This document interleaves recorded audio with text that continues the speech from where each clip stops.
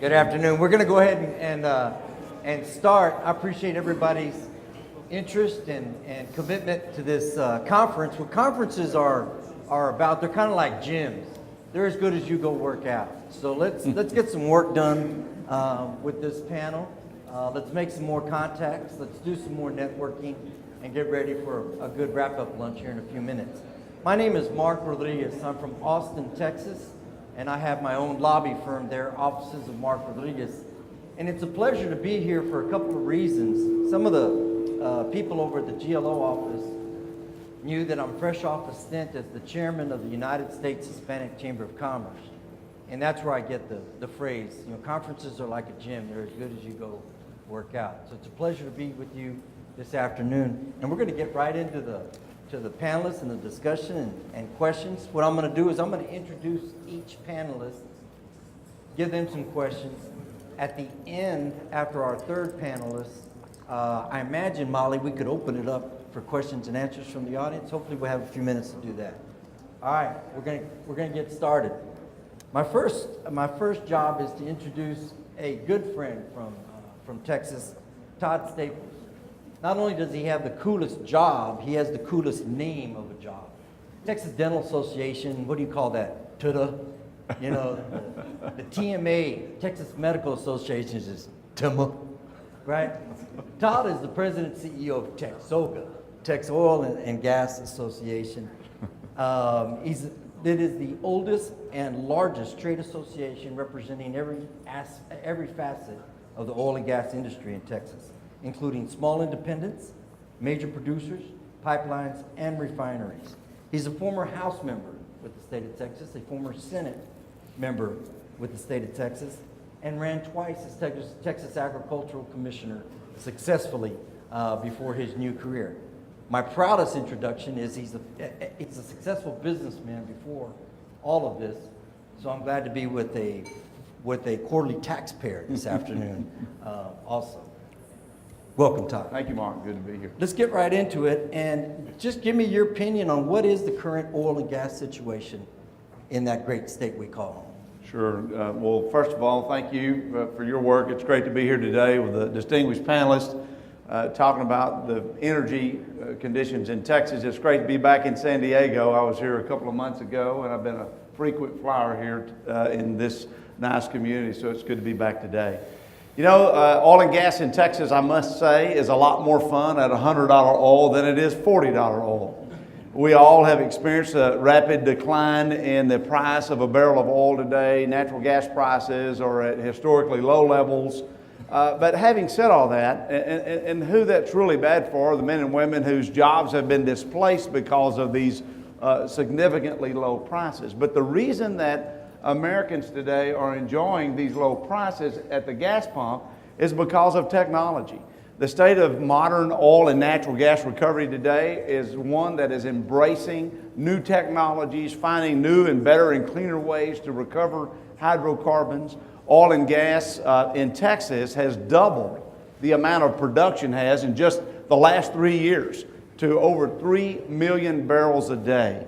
Oil and gas in Texas in 2014 contributed $15.7 billion in state and local royalties and taxes. So oil and gas is literally, it's paving our roads, it's building our schools, it's funding our universities, it's paying for children's health care, it's doing some amazing things because of the great economic status. In fact, about 400,000 Texans have a job today because of oil and natural gas. Indirectly, about 2 million Texans do. So oil and gas is very robust. Even in this low price environment, oil and gas in Texas is looking on how to do more. And you know, the situation that we find ourselves in the low price environment is just boils down to two simple things: supply and demand. You think about the world situation today, the unrest that we have in the Middle East, what's going on in Syria. We look at what Russia has done in the Ukraine earlier this year. Normally you would see prices spike, go through the roof. But they haven't this year, and the reason why is because of just the prolific ability to recover those minerals today that's given our nation a greater level of energy independence than ever before. In the last 8 years, the United States has reduced its imports of oil into the United States by about 50%. And so it's given us a new level of energy independence. We're less dependent on countries like Russia and Iran. When there are disturbances in the Middle East, we don't have the same disruption in our price structure today. Our friends in Mexico have reformed their process for recovering minerals. Companies in Texas are looking forward to opportunities to engage. The second round of bidding for offshore leases has been a big success by most standards. As the former Commissioner of Agriculture, I can tell you that Mexico is an extremely important trading partner for Texas. Mexico is the #1 largest trading partner for our state. And the things that we've done in agriculture are there to do in oil and gas. So it's exciting times, and oil and gas producers in Texas are looking forward to being a part of that. We think having strong, successful economy in Mexico is very important to the United States. It's certainly very important to Texas. I see many House members and senators from Texas here today who are making certain that we have good policies and opportunities to work with our friends in Mexico. So we're excited about the future. Todd, you're fresh off a legislative session.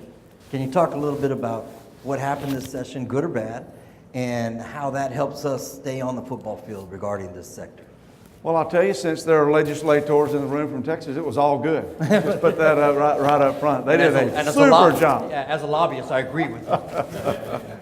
You know, in reality, though, our legislature in Texas came together, Republicans and Democrats alike, to work on good policies for Texas, good policies for jobs.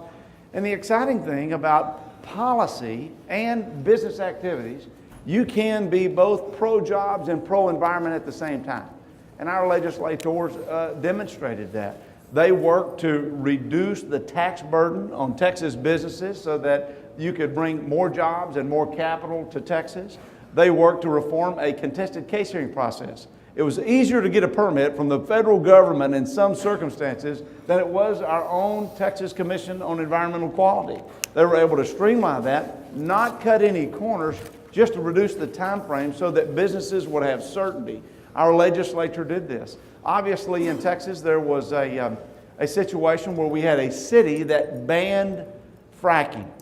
Now, I'm here to tell you today that fracking is a 3 to 5 day process that occurs as a part of the recovery of oil and natural gas. Fracking stops, the equipment is gone from the site, and you hardly know anything's going on. And the legislature addressed that issue, and because they know what scientists know. Fracking has been around a long time in our country. As a matter of fact, if fracking was a person, it would be drawing Social Security today. That's just how long fracking has been around.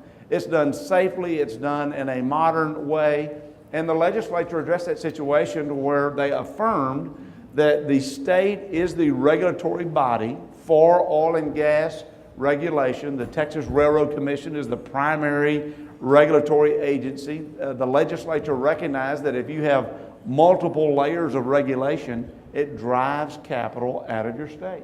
But they also affirmed for the first time ever, cities have rights to manage surface level activity that's related to oil and gas when it's done in a reasonable manner. So I think the legislature did a super job of making certain this phenomenon that's occurring in our country can continue in Texas.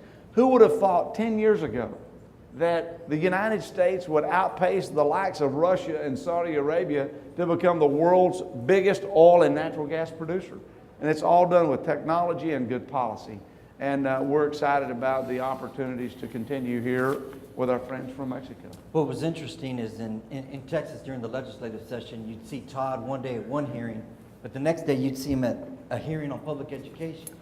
And then the next day you see him at a meeting on community colleges. So, okay, you're going to have to explain that one. Maybe talk about that Midland example, Sure. For a moment. You know, I don't care what business you're in, oil and natural gas production, if you're in technology business, if you're Apple Computer, the biggest, most important aspect to any business is an educated workforce. Having college and career-ready students that when you go through your high school, they're ready to embrace new technologies. They're ready to be in the field. It's very high tech today. So for all the natural gas producers, being engaged in public education, making certain that we have an educated workforce is very important. And one example that you mentioned, Pioneer Natural Resources established a petroleum academy with the Midland Independent School District. Midland is in the middle of the Permian Basin. The Permian Basin and the Eagle Ford shale formations are the two of the most prolific shale plays in the world today and basins in the world today. But they started this petroleum academy with the school so that students could get people from the industry to go into the classroom. You know, it's kind of hard to keep an 8th grader's attention if you haven't thought about that in a while.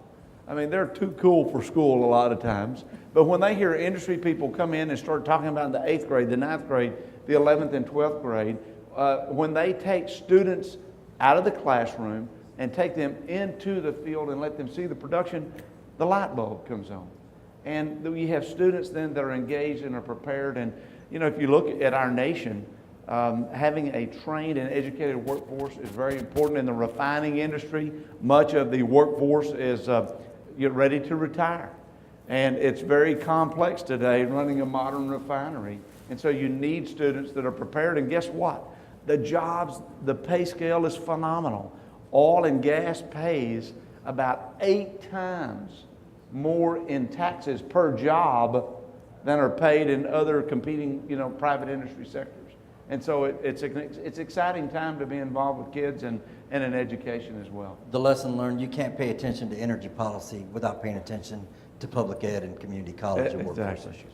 Well said. Hey, I may need to quote you on that. There you Mark. go, that's a good one. I'd like to talk a little bit about the future of energy policy, but I'm going to save that for later on in the wrap up. I'd love opinions from the panelists on that specific topic. Our next panelist, Jesús Rodríguez Dávalos. Glad to have you here with us, Jesus. Good to see you at another conference. Thank you. Jesus began his career with Pemex in 1989. Okay, that's pretty significant. But at the age of 26, he was in Washington, D.C., posted during the NAFTA negotiations and deregulation of the natural gas market in the U.S. At the age of 26, okay?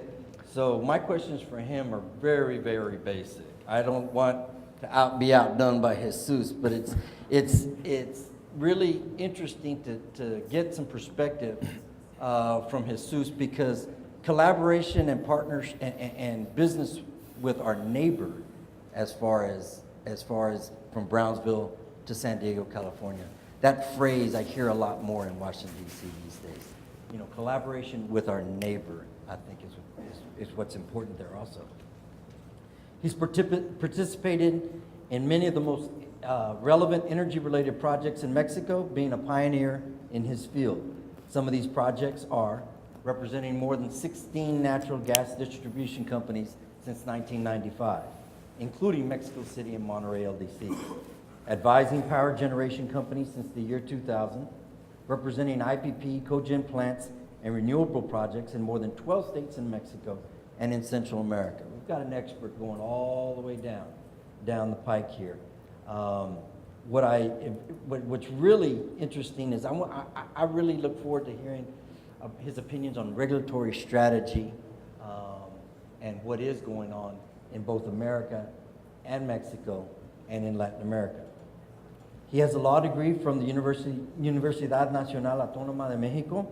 His last publications are Mexico's Energy Forum, Applicable Legislation, published in November 2014, and a second important publication in Mexico's Energy Reform Regulations, published on April 2015. Thank you, Jesus, for being with us. Thank you, Mark.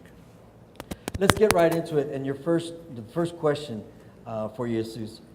Energy reform represents a wide range of investment opportunities in Mexico. However, some of the available opportunities require a significant amount of capital.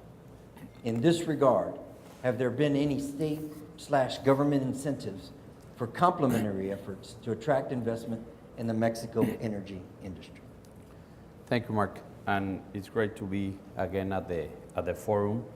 I think I've been coming since it started many years ago, and I see a lot of familiar friends that we've been participating for many years, and every year there's more interesting people, and now with the energy reform happening in Mexico, that it's something that we've been talking for many years, and since 1995, that I would say that it was the first reform that we had in Mexico. That is when we opened natural gas distribution, transportation, marketing to the private investment.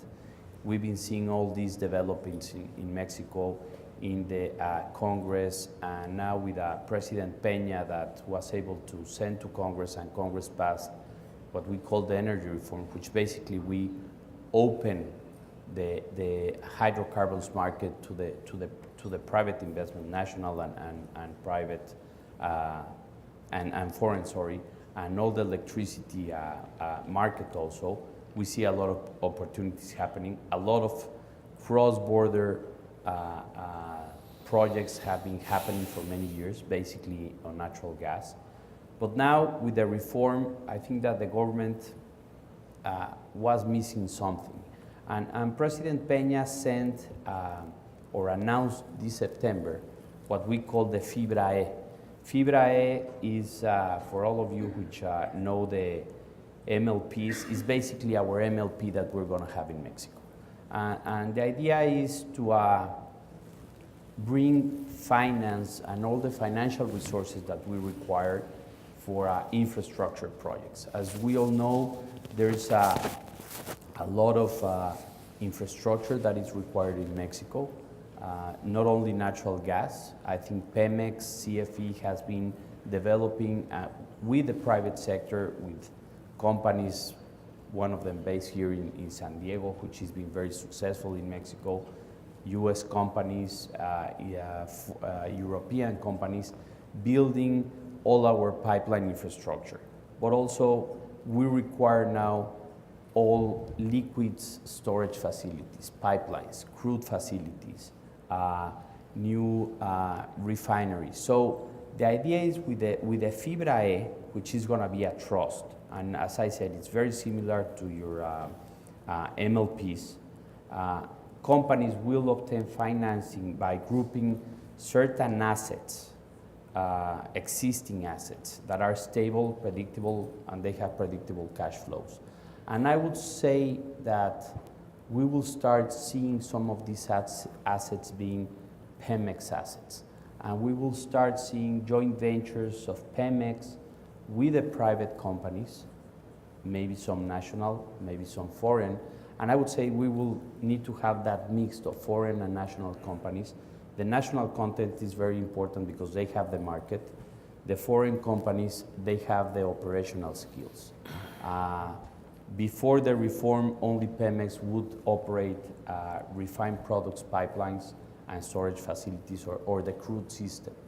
Now we're going to need this knowledge and technology from a lot of foreign companies that have been doing this for many years. So one of the ways of doing this is the Fibra E, which will be a Mexican investment trust. It will have tax benefits. There is this flow of taxes. There's not going to be income tax in the SPV, but it will be taxed the investors, whatever is their tax strategy that they have. So it's very similar to MLPs, and I think we will start hearing about this in the very next near future. No? Let's go a little bit further into some of those challenges. You're present chairman of the Mexican Rights of Way Association, secretary of the Mexican Natural Gas Association. You founded your business over 20 years ago. Talk a little bit more about the challenges we're facing with this reform. Well, I think that the first challenge that we face, obviously, is the implementation of the reform. I think that the government is doing an excellent work. We passed the constitutional reform, we passed the laws, then the executive branch passed the regulations, And right now, this year, industry and government has been working in the rules, the final rules, the fine print that we need for all this industry to start moving faster next year. We have the challenge of new agencies that have been created, like an environmental agency, the ASEA. They're starting, they need human resources. We have the CRE, which is our Mexican Regulatory Energy Commission, which is in charge of granting all the permits and all the tariffs, which is very important for all these projects. And talking about the FIBRAE, the Mexican MLPs, and being able to start very fast all these joint ventures between the private sector and Pemex or even CFE, we're gonna need the CRE to move fast to start granting tariffs for all these assets that exist. Without the tariff, we cannot finance all these projects. No? Go into that a little bit also on the permits and authorizations necessary. Now, I would say that where do we have challenges? Challenges and opportunities. We need human capital. We need to foster human capital, highly skilled labor. There's a lot of pipelines being built in Mexico right now. Some of you may be developers, and you know that we're starting to lack of this human capital to be able to build all this infrastructure. We need human capital in our agencies, so we can have, we have excellent people in Mexico, but we're gonna need more economists, more lawyers, more technical people to be able to keep that movement going and be able to comply with everything that is on our reform. Definitely, we're gonna need to share knowledge between US, between Canada. It's very important to think about Canada, and in this market, Canada, the US, and Mexico energy, as Todd was saying, we need to think about a market between the three countries. And definitely, we need to share all these experiences, not only regulatory, but also how to liberate our energy markets in Mexico between the three countries. So I would say that those are some of the challenges, and definitely the last one, which, and as you said, I represent some of the right-of-way, I represent the Right-of-Way Association. And one of the key issues that we've seen in the developing of the projects is land acquisition. Land acquisition, definitely land acquisition in Mexico is different than in the US, is different than in Canada or any other country. So that's been a risk that developers or investors, I think they haven't fully understood. Our new regulation has changed completely the way of obtaining right-of-ways and land acquisition. Before that, it was really an open negotiation with the landowners. Now we have a very formal procedure in order to obtain this. Which is new. Which is completely new. And it's only in the hydrocarbons industry and part in the electric industry, transmission lines, etc. So our Congress trying to do a Mexican eminent domain, let's call it like that, which we need to see how it will work. And I think there's gonna be a lot of work to be done there, a lot of discussions between industry and the Energy Ministry and other authorities that are involved. We need to, we need to keep safe the communities. We need to keep, we need to negotiate with the communities, but also the state needs to understand that pipelines and developing has to happen. So you could announce a joint venture, you could announce a public-private partnership, but the right-of-way issue is the actual execution of the project, and there's some challenges there. Exactly, because I think that foreign companies, foreign operators, they know perfectly well. We are not creating, as we say in Mexico, el hilo negro. We are, we are using international contracts. We are using our regulatory system is very similar to what we see in the US or in any other part of the world. Our electric market is going to be ruled by a legal framework very similar to what happens in other parts of the world. But that specific area, which is land acquisition, it's a risk that is very difficult for investors to mitigate and to understand. So there's going to be a lot of work there, and we have to keep working on that. Thank you. Be sure to get your questions ready from the audience, because we're going to be making pretty good time to open it up. Our last guest and panelists this afternoon, we called an audible yesterday. Jerónimo Gutierrez from NADBank is on your program, was not able to join us, so we're going to round it out. A Texas audible for a California representative here. Our last guest is Mario Lopez. I just met Mario. He recently served as Director for Binational Affairs for the City of San Diego and was responsible for developing and implementing the mayor's policies and priorities on the issues pertaining to San Diego, U.S.-Mexico agenda. In this role, he successfully opened the first office of the City of San Diego in Tijuana, and in collaboration with the University of California and the Ford Foundation, began a binational visioning process currently underway presently. He is also a quarterly taxpayer. In 2010, Mario founded the Border Group, the first U.S.-Mexico strategic government relations consulting firm, and began working as a consultant for the Colegio de la Frontera Norte, Mexican Congressman Gaston Luquen, and the San Diego-Tijuana Smart Border Coalition. Everybody has, the good guys always have a lot more philanthropy and community involvement on their bios, and that's important. That's important. I congratulate our panelists for all the extra activity. His unique cross-border career is the foundation for the Border Group, and also is the foundation for some of his comments here this afternoon. He did work in the private sector for Sempra Energy and left that position to become the policy coordinator for Carlos Torres during his 2010 campaign for mayor of Tijuana. Welcome, Mario. Thank you. Pleasure to be here. I'm gonna put you on the spot. I'm gonna put you on the spot. You have two presidents in front of you, a president of Mexico and a president of the United States. Say they're in front of you right now. What advice would you give them this afternoon regarding energy policy? You're picking on me because I'm the local one, No, or just because no you're boots, or what is it? No, it's because you don't have boots on. No, but could you take a stab at that? Sure. Mario, for us? I thank you for being here. Welcome, bienvenidos to everyone, the local San Diego and Tijuana. I think the most important thing that I would say to each one of them, and it's the same recommendation for both presidents, would be you need to talk more positively about the successes that we've had, not only between the U.S.-Mexico relationship, but between NAFTA itself. So we cannot leave the Canadians out of this. Energy is one of the best examples that we have of how successful this relationship has been.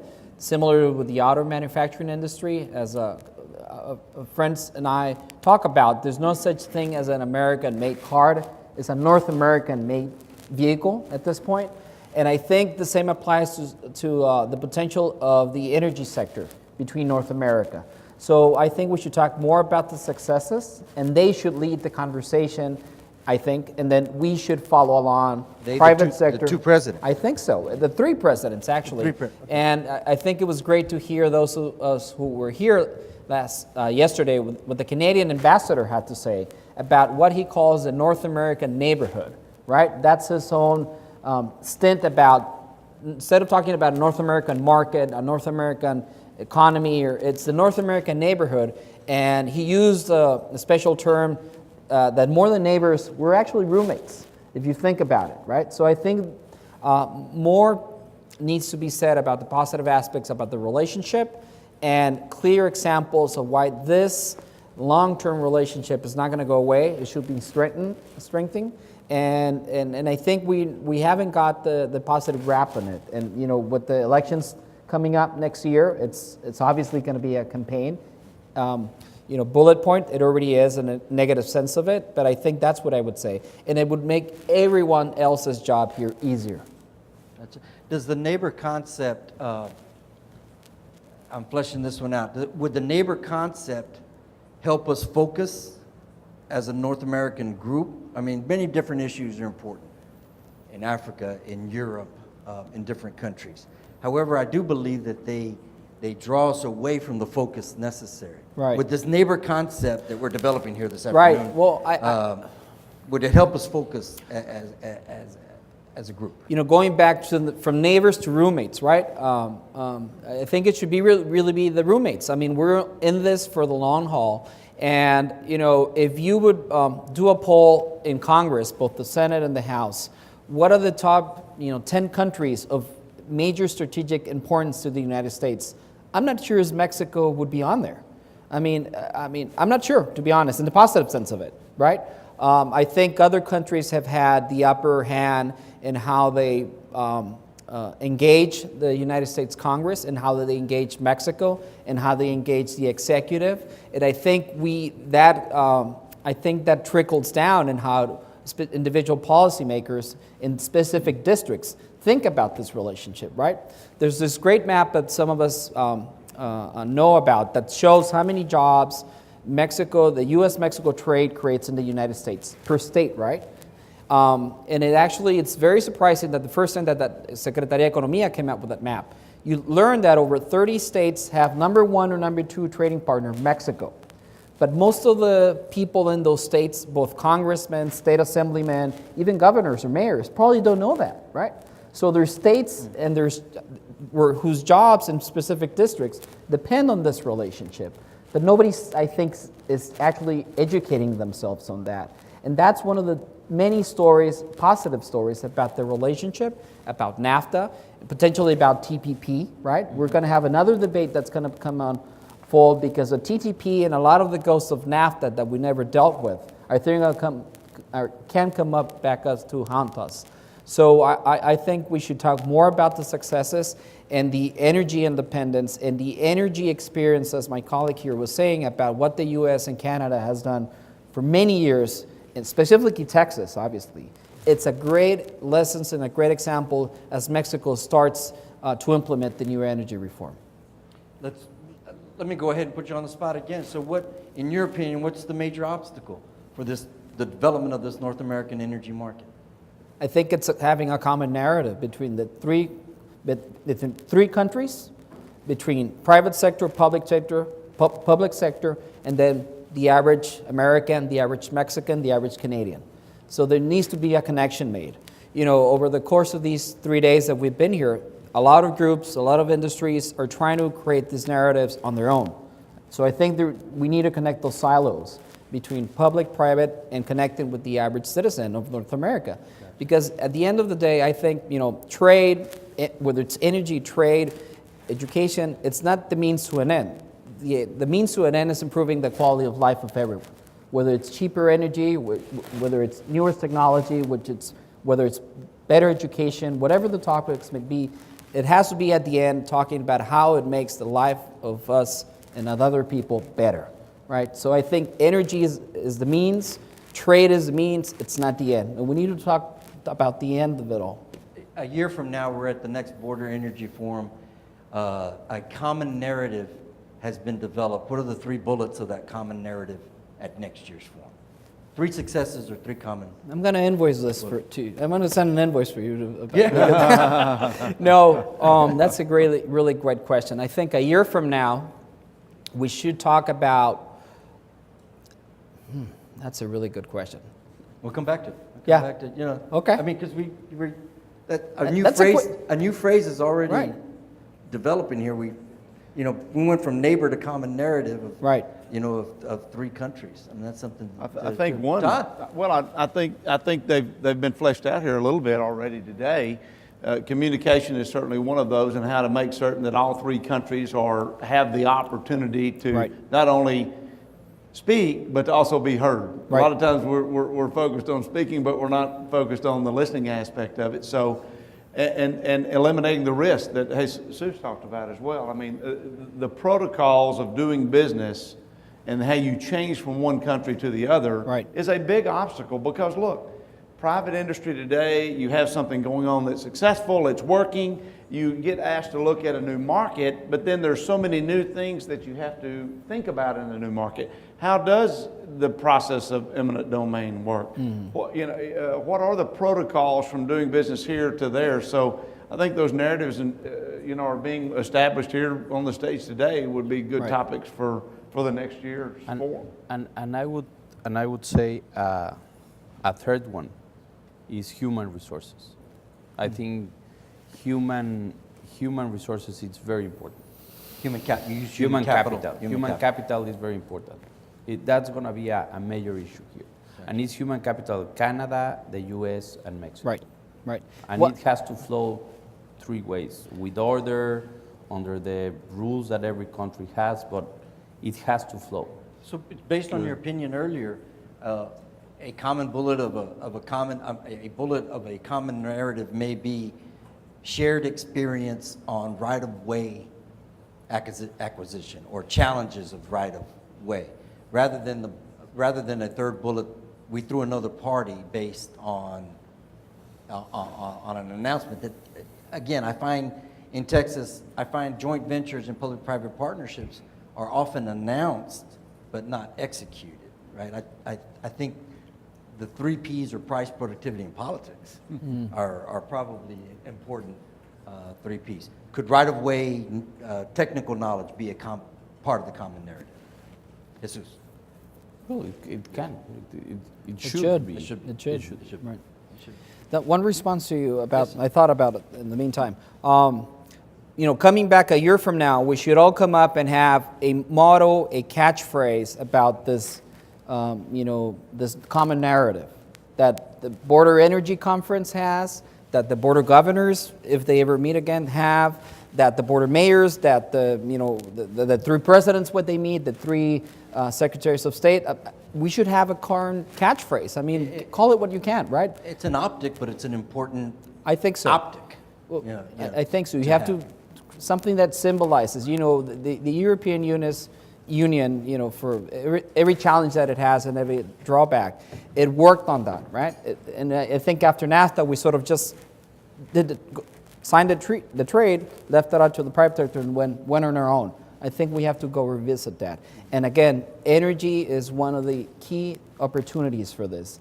That's already successful. It's created jobs, investment in industry in Mexico, and the potential because of the energy reform is right there. We just need to speak the common language.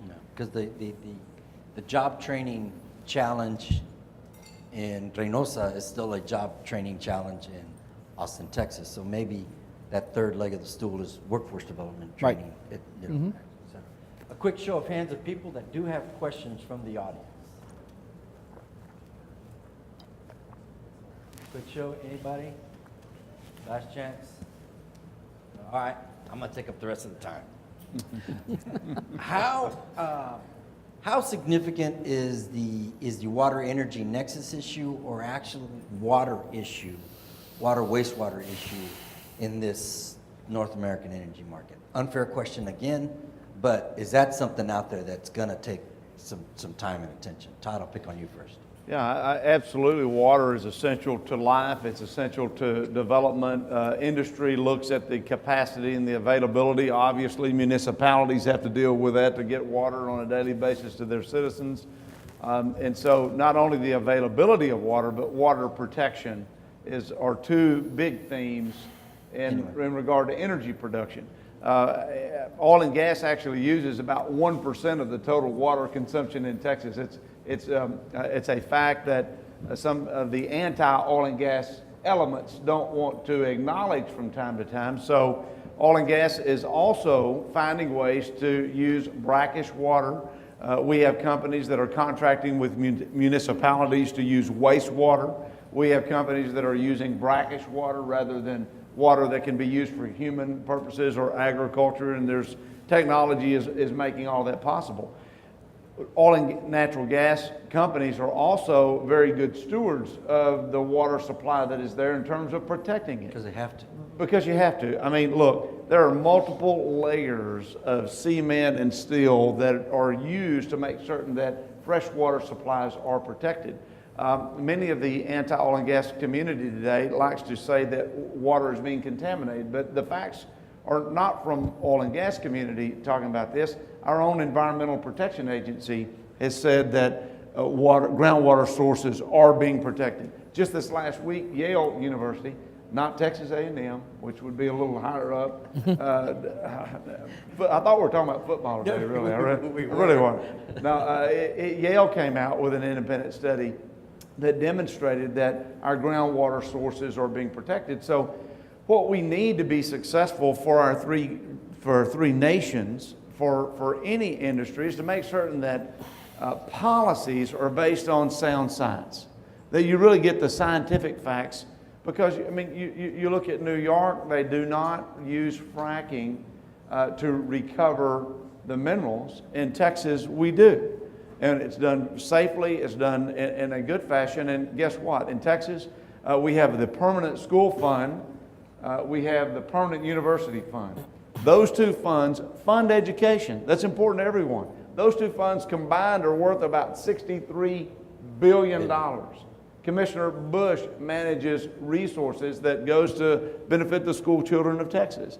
Representative Isaac, Representative Johnson, Senator Creighton, they all make decisions on how those dollars are spent out of those funds. And so, you can manage your resources, you can protect your natural resources. Here's the reality. Everybody on the planet has a responsibility to protect our environment. And we can do it in a smart way, and we can do it in a way, and everyone has a role in making it better and protecting our water sources. Thank you. Jesus, will tax policy be part of something that needs to be worked on, amongst the countries? Definitely. Well, with NAFTA, it has helped to flow the certain products that were already open since NAFTA, like natural gas. There's a big tax, we have the FIBRA, which we were talking about, which is really a tax incentive way of investing. Obviously, it's with this system that it's very similar, and I repeat again, like your MLPs, which I think everybody knows.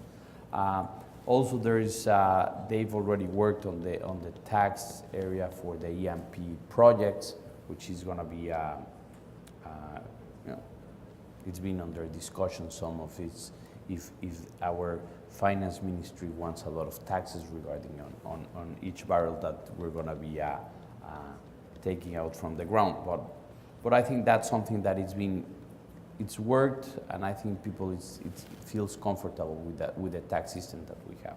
I think we need to work a little bit more, as Todd was saying, in certain issues or certain regulation that we still have to finalize, like certain environmental issues, certain regulatory issues, that I would say that Mexico needs to understand that we have to be competitive with the world. There's, with the prices of oil, investment committees of the companies are thinking on where do I put my money, where I'm gonna get my best return for the money that I'm gonna invest. And we need to understand in Mexico that we have to be competitive for those monies to bring to Mexico. So if we don't have this legal framework that it's friendly to investors, those monies are going to go somewhere else. And I think that we've done a lot of work for many, many years since NAFTA and before NAFTA to try to have a three-country market in a lot of things, including energy. And I think that's something, and you were talking about it, that Canada, the US, and Mexico have to think, because we can become the largest energy producer of the world. And I think not only for oil, for gas, for electricity. You're optimistic. I'm optimistic. I think that, and Mario was saying, we need to work industry and governments. If those two areas don't work together, it's not going to work. And I think we can become the largest, and we're becoming the largest world power on at least on oil. On natural gas. Mario, natural gas. Mario, one day you're lobbyist, the next day you're cabildeo in Mexico. What's your outlook for this, for the market? I think that's a very powerful statement, what Jesus just said. We could be the largest, can you repeat it, the phrase? The most powerful energy market in the world. There's an if, right? There's an if. If A, B, C. We need to make that list and check mark it. And a year from now, Of that list, how many of the spaces have we actually checked marked? And it's industries here, a lot of the agencies is here as well. 3 levels of government, both countries. We should invite the Canadians. We should make that list. What's the checklist that we have to make? And who are responsible for following up on those checklists, whether it be legislatures, executive branch, private sector, so that we can become that. That's very powerful. But we have to have that goal, that I think theme, how do we get there? How do we benefit, and who has a role in this, and who should be doing what, right? You're optimistic, but there's some definite work to be done. Of course. There's some boxes that need to be checked off. I think so. Not in a multi-year process, Right. 12-month process. Yeah. And incremental. A year from now, we're going to come back for the Border Energy Forum, and what do we do in the year between? The agencies here, the private sector that's here, right? What are we going to do so that the next year, this is bigger, this is fuller, there's more media here, talking about the narrative and making some announcements. This is what we reached a year later. Todd? Mario, in making that list, I think an important mental state in approaching that list is that private industry and business is not saying we want less regulation necessarily. Mm-hmm. What they're saying is we want predictable regulations. Right. We want fair regulations. We want to make certain that the process is transparent to everyone to participate in, and that you look at the economic impact to make certain that you're achieving a public good, and it's not done at the expense of jobs, and you can balance that process. And I think you'd have willing participants to work on it and to find those solutions, because everyone likes a level playing field. When you're on I love football, and I'm stuck on football because we're playing Alabama Saturday. It's a little bit on my mind. I hadn't slept all week. But you want the referees to call the game the same. And that's who regulators are. And you want the rules to apply equally. And I think industry would embrace that process and looking at that list and making certain that is a priority. I think we just found the quarterback. Now we need the coach. I think they're blowing the whistle. Okay. Time out. Yeah. Somebody Clock is ticking. wants a question, but you already had your chance. No, not at all. I'm gonna wrap up with some summary comments. This has been great. I'm really enjoying this. Any comments, questions from the audience? Any comments, questions from the audience? Yes, sir. It's a very happy coincidence that we're using the parallels of the European Union, because when they started back in the 50s, it was a common market for steel and coal, and it's energy and merchandise. And we did the merchandise bit, but we didn't do the energy. And the next step after a free trade agreement is a common market. And basically what you are describing is common rules, common market, rules that whatever happens, the potential outcomes, and it's going to be either A or B, and not going to be C, D, or E. and in the end, it's an economic integration, at least in the energy and merchandise sector, and that's something that is well overdue, and we need to create a consensus between these border states and Canada and the United States and Mexico, that we really want to go towards a real common market, and that whatever asymmetries we have in Mexico, because we are coming from a couple of monopolies in the energy sector, oil and gas and electricity, that those be taken into consideration and negotiate something that within 10 years everybody will benefit. And now the way it's being done right now, that we create these new rules, but then many other rules surprise us. And just what they were saying yesterday about liquid fuels, they advanced 1 year the opening up of the prices, but then we find out that all the pipelines in Mexico are tapped by the bad guys. And who's going to come in and invest? Mm-hmm. So we need more than free trade agreement. We need a common market. Good point. Thank you for your participation this afternoon. What you're doing here this afternoon is important. whether it's a value add back to your public agency, whether it's a value add back to your private corporation. Thank you to the sponsors that are also in the audience helping us with a successful event. Todd, we'll see you back home. Sounds good. Jesus, we'll see you soon, hopefully in your country. Thank you. And Mario, you and I need Come to back. meet right after this. All right. Thank you very much. Appreciate it.